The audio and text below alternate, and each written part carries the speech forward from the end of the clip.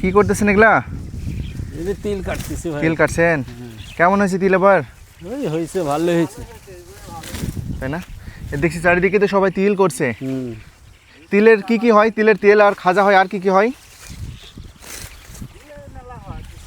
তিলের ধরেন মেলা কিছু হয়, আমরা তো এই খাজা আর তেলই বেশি ব্যবহার অংশ করি। আমার এদিক করে। বলে যে তিলের তেল মাথায় দিলে নাকি মাথা ঠান্ডা থাকে, মাথা ঠান্ডা থাকে, এবং তারপরে তিলের শিকড় মাথায় দিলে চুল কালো হয়।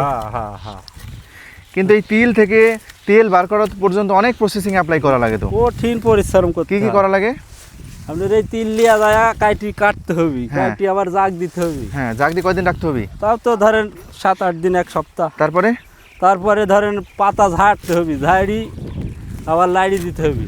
হ্যাঁ, লাইড়ি দেওয়ার পর গান ধরেন এই মুখ ফাটলে মুখ ফাটলে তবে তিল বেরোবে। তিল বাড়াবি, রোদ দেওয়া লাগবে। দর্শক, এই যে এইসব জায়গাতে তিল থাকে, হ্যাঁ এই যে দেখতে পাচ্ছেন এগুলোর ভিতরে তিল থাকে। হ্যাঁ এগুলোকে জাগ দিতে হবে, নরম করতে হবে, অনেক প্রসেসিং অ্যাপ্লাই করা লাগে।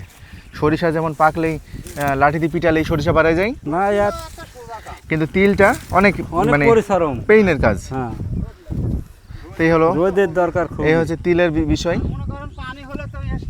তবে তিলে কোনো বিশেষ মনে দেওয়া লাগে না।